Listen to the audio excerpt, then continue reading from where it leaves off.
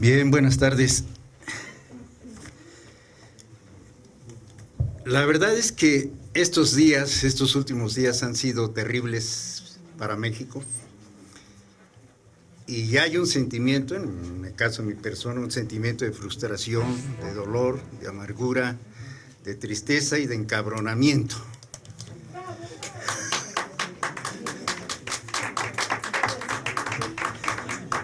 No es posible que nuestro país en este momento esté en una situación tan dramática que creo que es la peor de toda su historia. El haber impuesto a una señora de Televisa en la PGR y haber impuesto a un tipo fascista y negativo como es Medina Mora en la Suprema Corte de Justicia, aunado a los hermanos Luna Ramos, uno en el Tribunal Federal Electoral y la otra como ministra, pues definitivamente el país está coartado. El país ya no tiene para dónde voltear. Y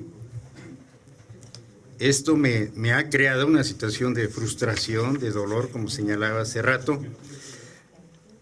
Sin embargo, creo que el esfuerzo que estamos haciendo, la mayoría de las gentes que estamos asistiendo a estos talleres, vale la pena. Yo quiero recalcar mi ignorancia, que ya lo habían señalado algunos compañeros en cuanto al manejo de la Constitución.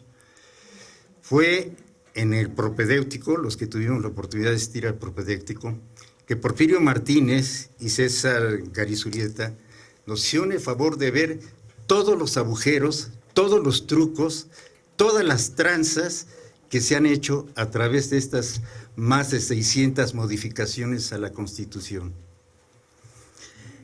Cuando hicimos este acuerdo de este taller, que nos reunimos Fausto, Cuauhtémoc, Marco, Paco, vimos que una de las cosas que podíamos hacer era hacer un comparativo con algunas constituciones de diferentes países latinoamericanos.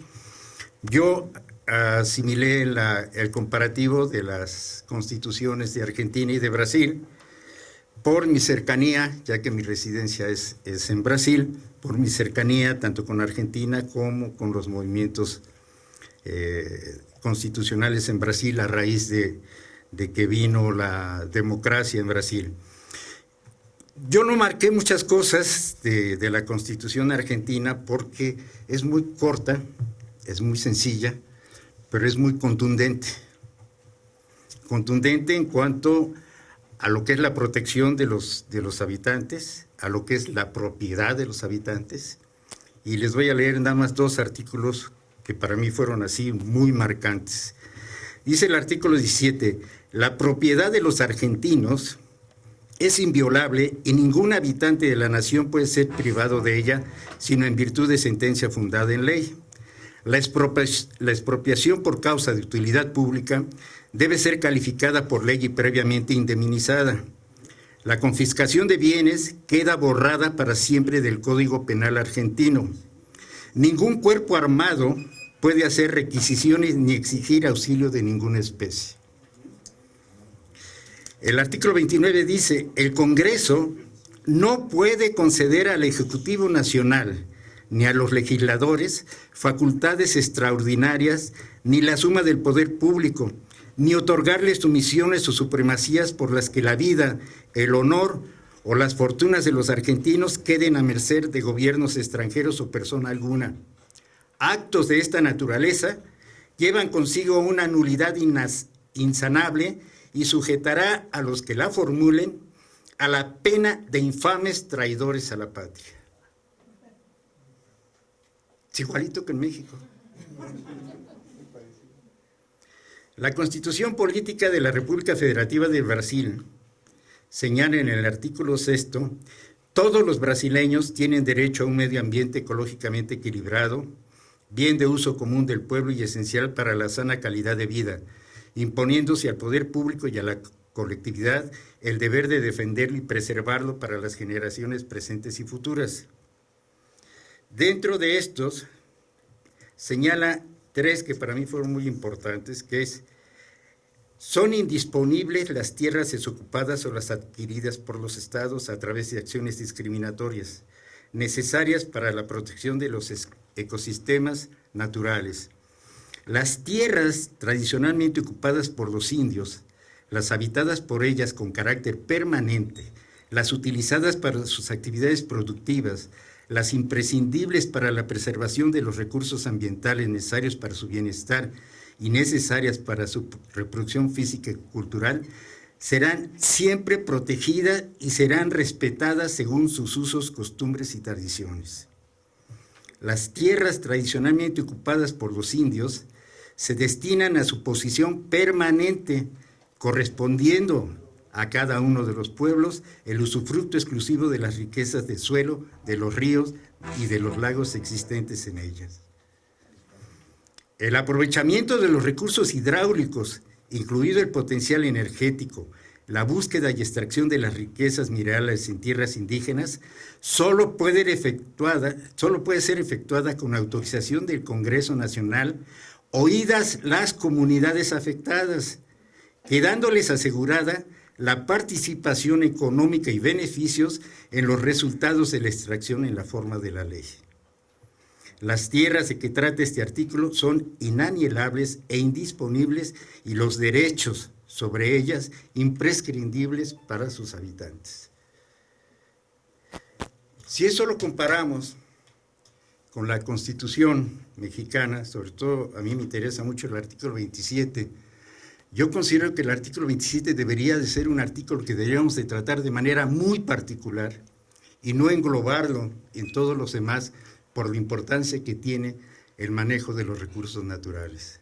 Y aquí estamos hablando no solo del petróleo, estamos hablando de la explotación minera, estamos hablando de la privatización del agua, estamos hablando de los recursos de las 200 millas marítimas que tiene México y que hoy los marinos andan en la sierra en lugar de estar en el mar cuidando a los barcos coreanos y japoneses que vienen no con barcos pesqueros, vienen con barcos fábricas. Wilfredo Robledo de la Marina fue el que operativizó lo de Atenco en 2006 para darles fieles de la Marina. Exactamente, en aquel entonces era contraalmirante Wilfredo. ¿Sí? Entonces, y de hecho lo premiaron siendo el primer director de la Policía Federal, a Wilfredo. Entonces, ¿qué pasa? Que de pronto tenemos una enorme riqueza. México es uno de los países que tiene más riqueza marina, tiene 200 millas náuticas sobre el Pacífico, sobre el Atlántico, sobre el Caribe mexicano, tiene los dos golfos, el de California y el de México, y sin embargo nuestros marinos andan trepados en la sierra, violando mujeres, asaltando campesinos, secuestrando líderes sociales, capturando narcotraficantes. Digo, no es posible que tengamos un país en el que ya no se cumpla ni siquiera remotamente el mínimo de las funciones asignadas a cada una de nuestras instituciones.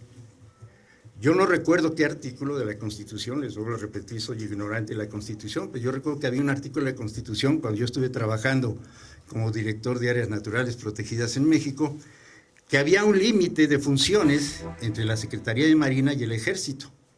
La Secretaría de Marina no podía ir más allá de 5 kilómetros de la costa hacia el interior, y el Ejército no podía entrar hacia las zonas marinas.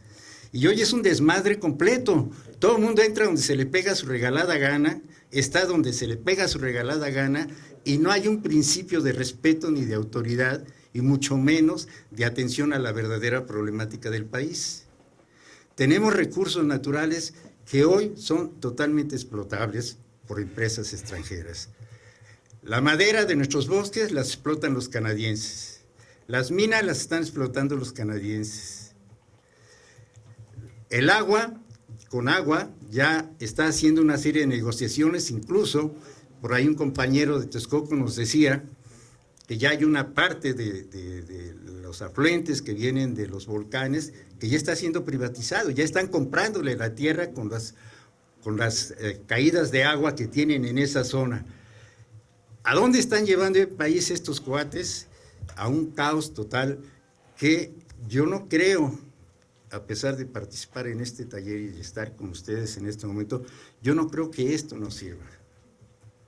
Nos puede servir para presionar, nos puede servir para decir esto está mal, pero podremos cambiar esta mentalidad, podremos cambiar realmente esta forma de destruir al país?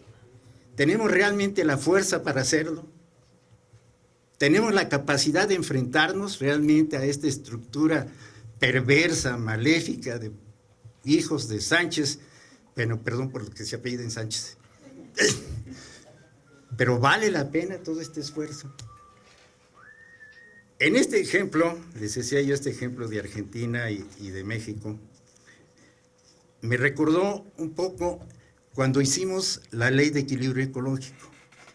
Cuando se hizo la Ley de Equilibrio Ecológico, se facultaba, de acuerdo a la ley, a los estados y a los municipios para que ellos hicieran sus propias leyes. O sea, los estados tenían la capacidad de hacer su Ley de Equilibrio Ecológico y los municipios iban a tener la capacidad de que a través de lo que era el bando de policía y buen gobierno pudieran manejar sus recursos naturales. Fueron tan imbéciles, tan torpes, que en lugar de aprovechar esta oportunidad que a los estados les iba a permitir manejar dinero, manejar recursos, hacer su propia legislación, establecer modelos de desarrollo, crear fuentes de empleo, lo único que hicieron fue copiar la Ley de Equilibrio Ecológico Federal y aplicárselas a los estados. Y perdieron todas las oportunidades. Los municipios no se diga, los municipios se quedaron totalmente perdidos, ni siquiera en su bando de policía y buen gobierno existe un modelo de protección y de aprovechamiento de los recursos naturales de cada municipio. ¿El resultado cuál es?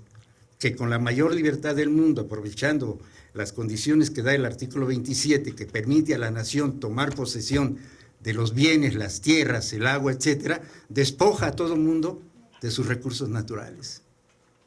Y ya hace uso indiscriminado de ellos. Y no hay una forma en este momento de que podamos controlar este saqueo que está ocurriendo. En este momento, yo leía el día de ayer la cantidad de millones de dólares que los capitales golondrinos se están llevando tranquilamente del país. Lo absurdo es que Canadá se está llevando más de 3,000 toneladas de reciclaje de oro y México está comprando oro. Nos está pasando con el petróleo. Producimos petróleo y le estamos comprando petróleo a Estados Unidos. ¿Y qué hacemos con estos artículos? Son muy bonitos, el artículo 27 es maravilloso, pero vean la cantidad de modificaciones que le han hecho. Y todos con el único fin de ir ajustándolos de acuerdo a las perversas y maléficas intenciones de poder destruir al país a través de sus recursos naturales. No tenemos la capacidad de poder entender que, si bien es cierto, dicen que el poder radica en el pueblo, también es cierto que estamos siendo totalmente indolentes en nuestra presencia para exigir que las cosas se cumplan. Yo les traigo unas fotos. La semana pasada hay una lucha muy fuerte en América Latina de la ultraderecha en contra de los países progresistas.